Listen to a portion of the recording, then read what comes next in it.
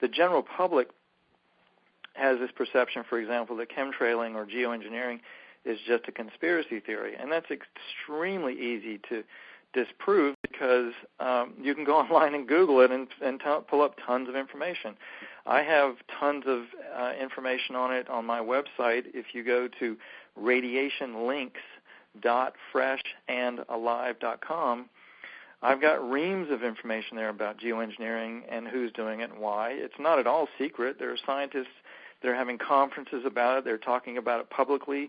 There's even one Harvard professor, a geoengineer named David Keith, who you can go onto YouTube and you can search on David Keith geoengineering, and you can see his video of him doing a talk at TED, which is the Technology, Entertainment, and Design Conference, a very prestigious conference, where he's talking about dumping 10 to 20 million metric tons of sulfuric acid in the atmosphere every year around the globe. I mean, it's absolutely insanity, and he even admits it's insanity, and yet he's promoting it.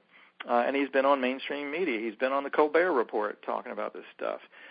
You can go online and Google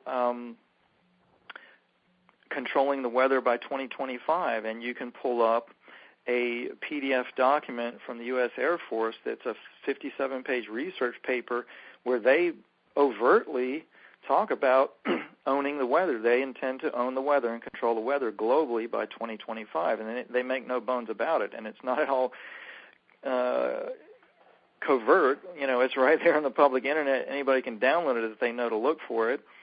And, you know, they spell out their motivations and reasons why. You can also check out the movies for free on YouTube. There are two movies. One's called What in the World Are They Spraying? And the other one's called Why in the World Are They Spraying? And these are, you know, full-length feature documentaries that have lots of people involved in geoengineering talking about it and showing the proof of it, showing water testing and soil testing and things like that. So it's not at all a conspiracy theory, and it's very, very easily proven that it's going on. The question is, what are the motivations and why? And then what do we do about it? Because, you know, from my experience in looking at this, it seems to be one of the agendas, as I mentioned before, is a military agenda, and it's covert, and it's not going to be on the 7 o'clock news at night. And yet it's happening, just like many other, you know, horrible tests have been done on public populations by the military, you know, throughout its history. And so we can't rely on the mainstream media to be advertising this stuff and warning us about it. We've got to take care of ourselves and inform ourselves and educate ourselves, not just on the problem, but with the solutions. You know, there's tons of people talking about the problems, but who's talking about the solutions? There are tons of solutions, and they're very simple. There are tons of foods that will pull radioactivity out of the body, simple foods, stuff you can ferment and grow yourself, or you can buy it, you know. And so the conspiracy angle of this is very, very easy to disprove. And it's really not even a part of the debate. You can go, for example, geoengineeringwatch.org, I believe it is. Just Google Geoengineering Watch. And they've accumulated reams and reams and reams of information, evidence about not only geoengineering, but the people behind it, the patents behind it. You can Google geoengineering patents, and you can see dozens and dozens of patents for all of these technologies. You can Google search terms like geoengineering aerosols and stuff like that. You can pull up patents. You can pull up all kinds of information. So the conspiracy angle is not a valid one.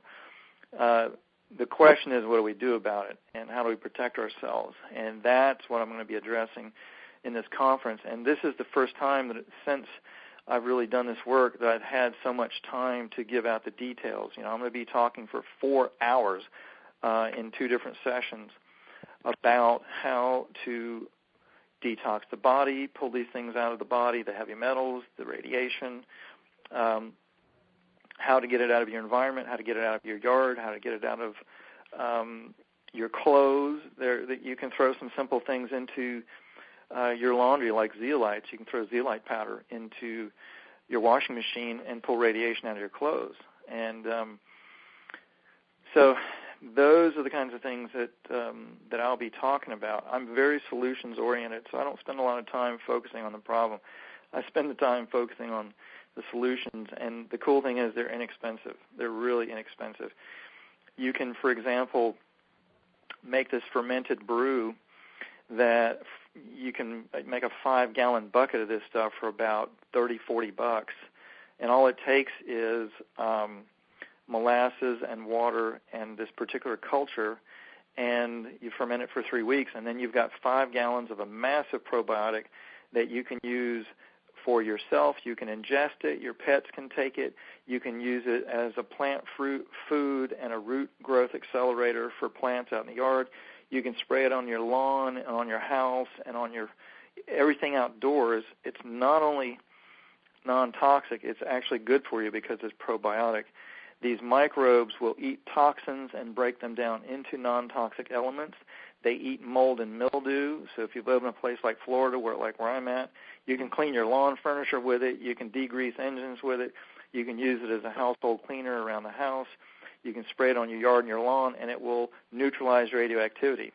And if you find that hard to believe, you can go on that Radiation Links page that I have, radiationlinks.freshandalive.com, and you can see a Japanese farmer there who did exactly that. He's in Fukushima City, and he used these really inexpensive microbes diluted down, thousands of parts water to 1 part of these microbes, sprayed it on his crops, sprayed it on his soil, and it broke all the radioactive elements down into non-toxic elements, and they tested all of his crops and his soil, 0 radioactivity, 0.